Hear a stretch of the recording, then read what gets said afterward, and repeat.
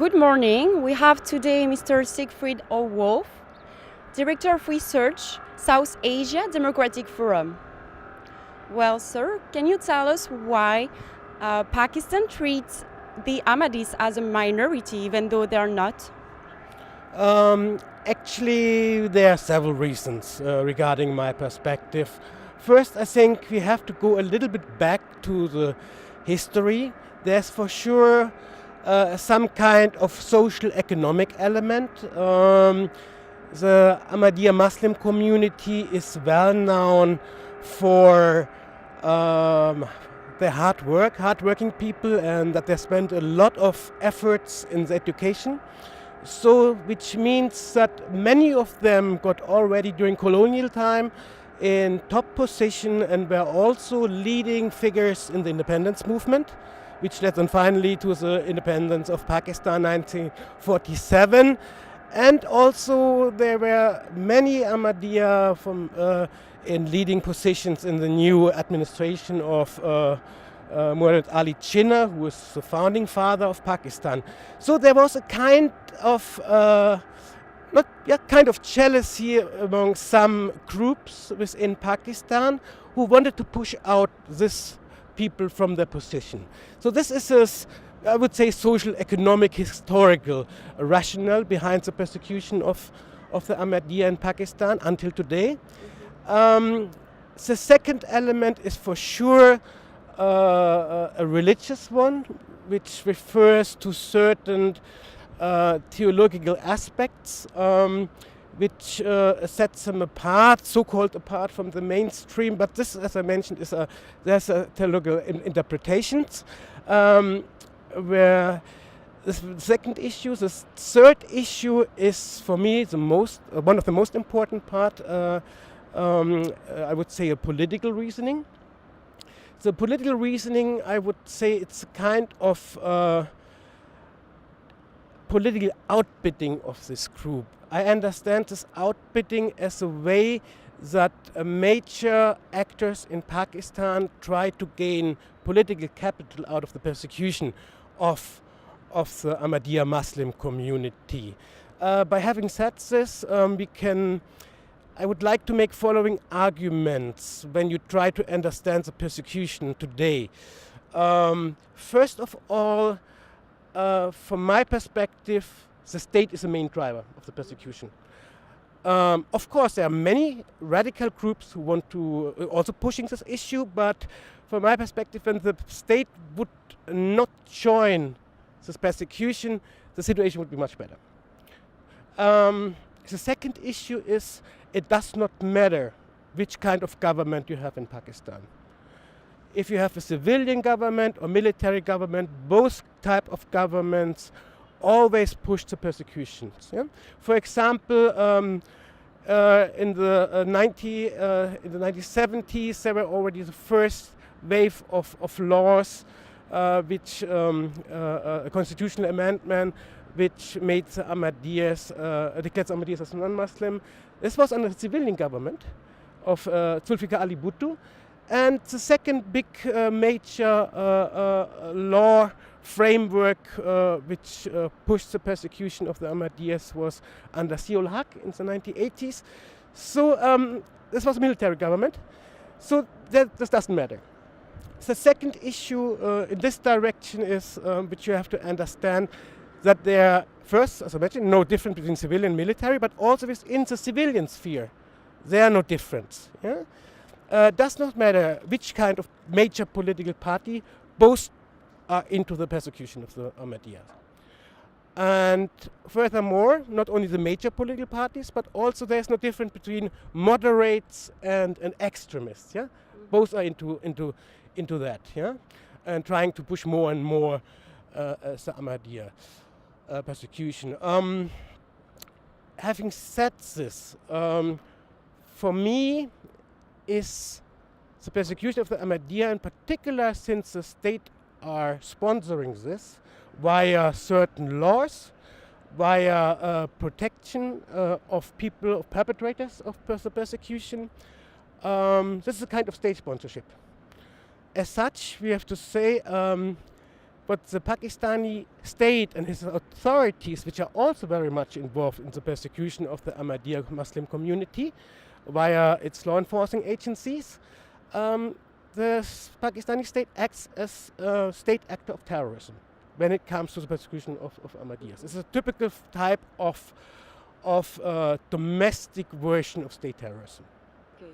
And actually, the Ahmadi community are subjected to many forms of violence and many forms of persecution in Pakistan. And what are your views about it? We have to say the persecution touches all sphere of their private and public life. Yeah? As I already indicated earlier, you have the persecution via law. Yeah? You have this anti-Ahmadiyya laws or blasphemy laws, which criminalize the Ahmadiyya community when they practice their religions, which means they have no freedom of religion at all. They have no access to justice. Yeah? We have many cases where the access to justice are getting denied just because of their religion. You have several cases of persecution, I would say, in the socio-economic sphere. This finds its expression in that Ahmadiyyas have many problems in getting access to education. Doesn't matter which kind of education, basic education up to higher education. They have to give their religious identity, and based on that, they are often denied access. Yeah? Or there are also cases that they get expelled from the education institutes, or either directly from the authorities or due to pressure from the extremists. When they found out that Ahmadiyya is getting a position either in the school or in the university, there's social pressure. You have many cases of harassment, physical threats, blackmailing. There is also a kind of gender aspect that particular female members of the Ahmadiyya Muslim community get attacked via acid attacks. This are some unfortunate cases. You have also a kind of economic discrimination that this goes from top position in the government, that they don't get access to that, or that Muslim Ahmadiyya businesses get targeted. Also, there are some cases where it was known that a business or factory was owned by Ahmadiyya, got burned down, destroyed, or public boycott, that you don't buy the products from them. So this touches this economic issues, and then you have a whole range of discrimination when it comes to the religious sphere, so that they're not allowed to call their places of worship a mosque, or that they're even not allowed to gather in public. They're not allowed to distribute their publications. So there, although that the place of worship get attacked, burned down. So there are numerous cases also in this direction. Okay.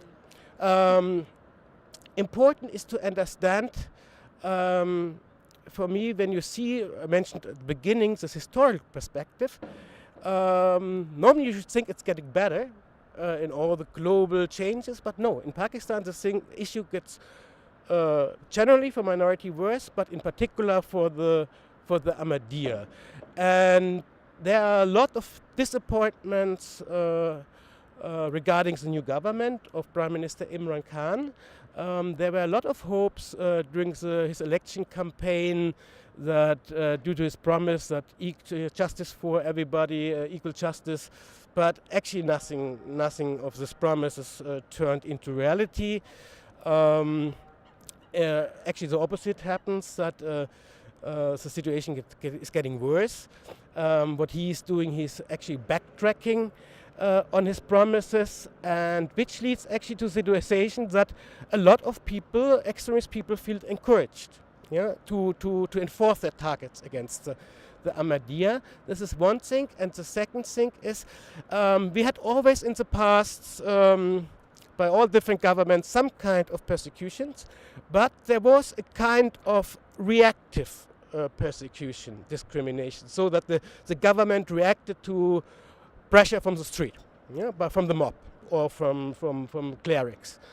But now we have a situation that the government changes the patterns from this reactive stance to a more proactive persecution of the Ahmadiyya.